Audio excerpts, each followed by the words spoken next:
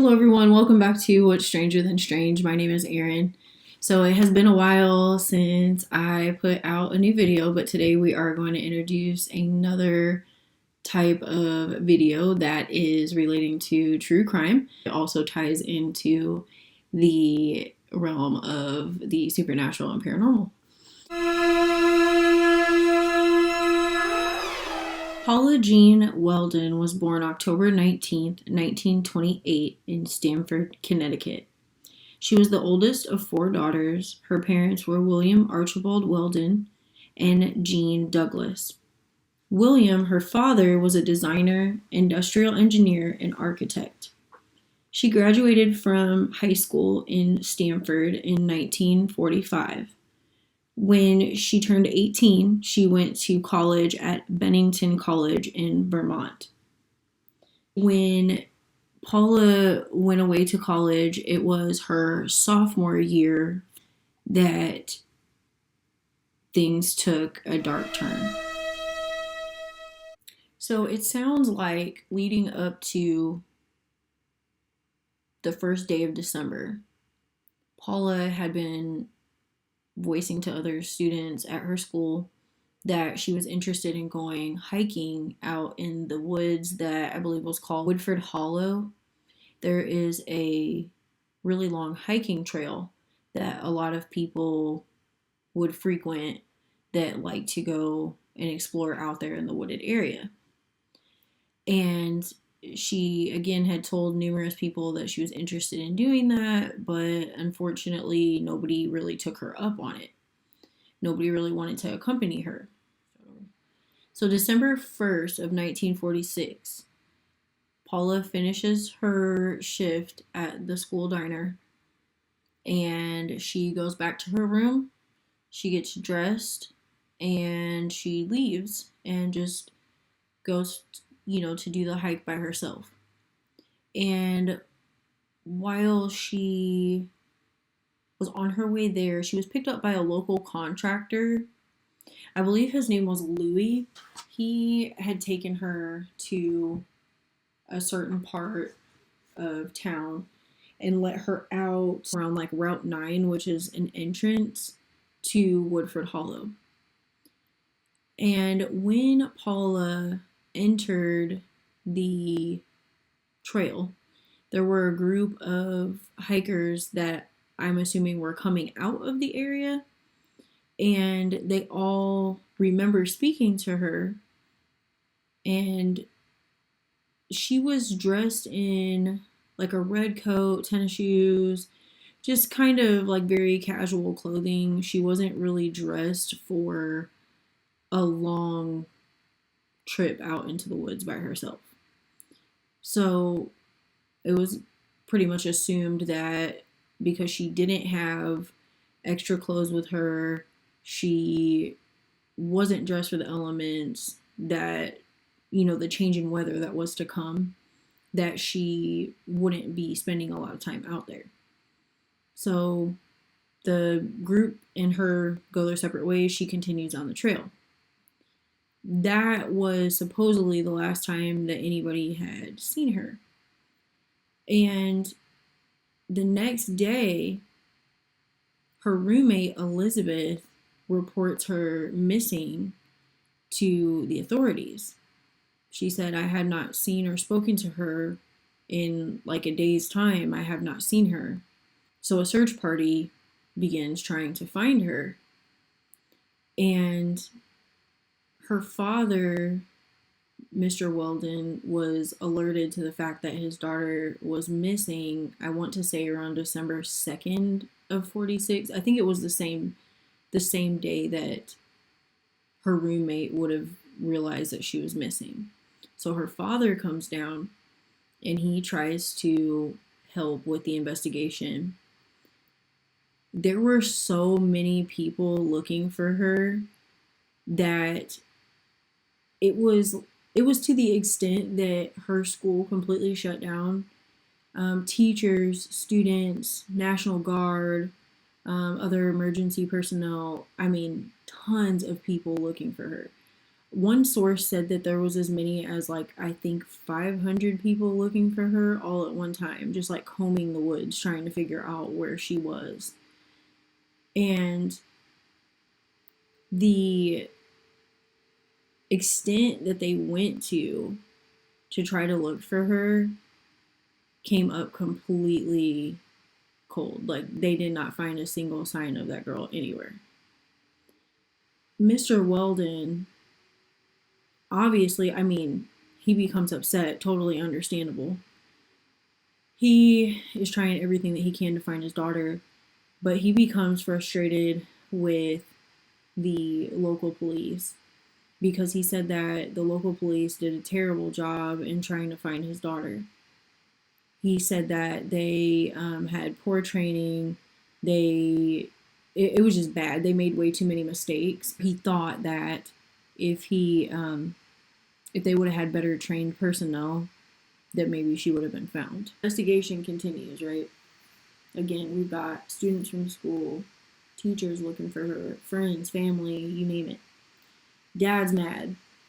So her dad gets upset and reaches out to Governor Mortimer. That was in the area.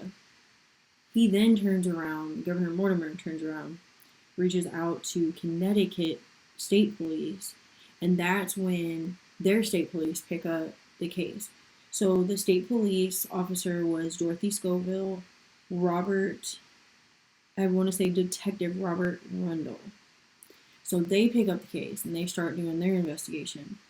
So during their interviews, they start to pick up more and more information. From what it sounds like, the local contractor that picked her up and brought her up to the entrance, I'm assuming, was cleared of everything. The group of hikers that met up with her, they were believed, as we said earlier, to be the last people that saw her alive as she was entering the woods. They too, I believe, were not held as suspects. However, there was a gentleman named Fred Gourdette that I guess lived out in the area. He was like a lumberjack. And he and his girlfriend had gotten into a really heated argument. And I guess at one point, like, he stormed off and took off into the woods. I don't know whether he was driving or walking, but it is suspected that because Mr. Gourdette lived in the area and he was angry about something and took off, that maybe Miss Weldon just was at the wrong place at the wrong time and maybe something happened. The other theory is that maybe she succumbed to the elements because she was dressed for like more of like the mild weather. So she was more dressed for like, 50 degree, 60 degree weather because, again, remember, she had on like a red jacket, she had on jeans, tennis shoes, like that kind of stuff. She didn't really have on like heavy clothing. So it was suspected that overnight the temperatures dropped into the single digits, and it could have been that maybe she passed from exposure. The other theory is that maybe like she could have fallen. There were like a lot of wells that were out in the area that they think people could potentially have fallen into and become trapped, caverns, things like that. I'm sure probably in areas like that there's probably mines as well. Like, if somebody fell down like a mine shaft or something to that extent. Just a lot of questions, and nobody really knows what happened to her. Also, it was found that because of how bad the investigation went for the Weldon family with trying to find Paula, that entire incident prompted Vermont to create their own state police, because at the time that Paula vanished, they did not have a state police unit. So upon investigation, the detectives did find that Elizabeth, her roommate, claimed that Paula had been behaving very strangely before she went missing. I guess she had been in some type of, I'm not really sure if they were saying it was like a mental health crisis, but she was just behaving very bizarrely. Like her mood was just kind of like all over the place. So it was suspected that maybe she just ran away to just start a new life. Like maybe she wanted to go missing. I don't know. However, there is always the question though of, was she injured and then maybe she just couldn't find her way out? Was she murdered in the woods? No one really knows what happened to her. And what is pretty disturbing though, they found that gentleman Fred, you remember Fred that we were talking about? I guess he remained a person of interest for many years because I guess they said that like his story kept changing, and he made a joke that said something to the effect of like he knew where she was buried.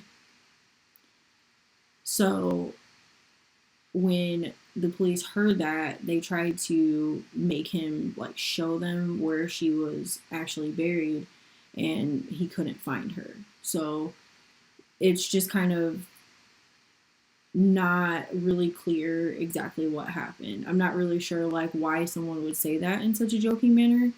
Yeah, ultimately that came to a dead end as well. The story becomes even more bizarre. It gets even more strange, okay?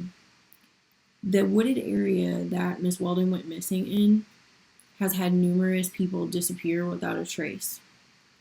There are some that have disappeared within like the 1930s, some mainly between 1945 and 1950. So I wrote down a couple of the names here. So there was a lady named Catherine Hull who was 22 from the state of New York. She vanished in April of 1936, and her remains were not found, I believe, until it was like 1943, something to that effect. Somehow she was tied to that area. I'm not sure if the area that they located her in was like a part of those woods that sat close to Massachusetts, but somehow she's tied to the story. There was also a young girl named Constance Smith who had run away from camp in Lakeville, Connecticut. She was last seen hitchhiking on Route 44, and she went missing in 1952, and still to this day her case is unsolved.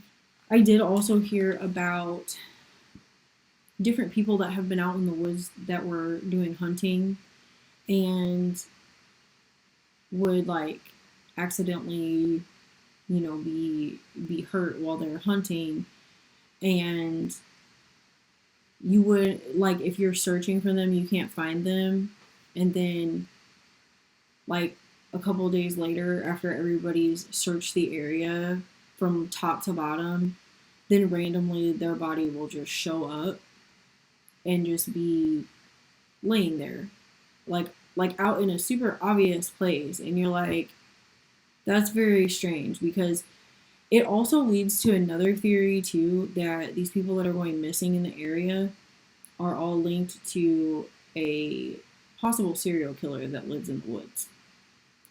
Because it's odd that people that are coming from different places, like different states that are close by there, are vanishing and then like randomly showing up in different sections of that wooded area. I think I will go into greater detail on another video of more specifically what this area is. So there is a name that was coined by a local author, Joseph Citro. He referred to this area as the Bennington Triangle. On the next video, I will go into the superstitions on what this area actually is and what the locals think, what the native peoples think that had previously lived in the areas, just to give a little bit more background to today's story. So what do you all think happened to Miss Paula? Do you all think that she ran away to start a new life? Do you feel that she had an accident in the woods and maybe she got lost? I feel like the most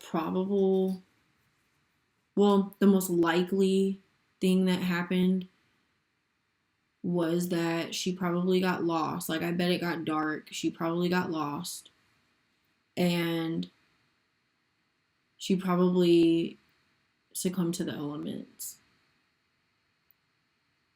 The other likely explanation is that she was potentially murdered, because for people to not be able to find a single trace of her, it makes me think that someone had her at that time.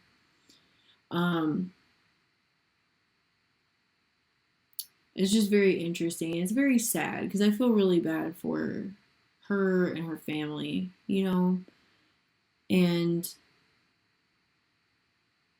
I think that as sad as the story was, it did push Vermont to get their state police. So in a way, it did help other people later on,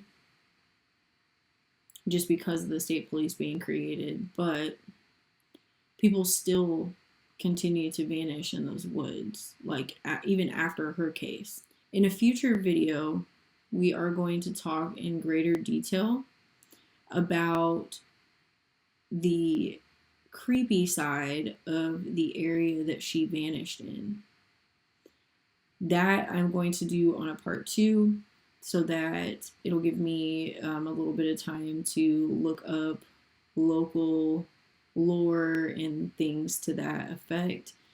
And I hope that you all enjoyed today's video, and don't forget to tell me what you think may have happened. What's your theories on Miss Paula? And until we meet again, everybody take care. Bye-bye. Don't forget to come back for part 2.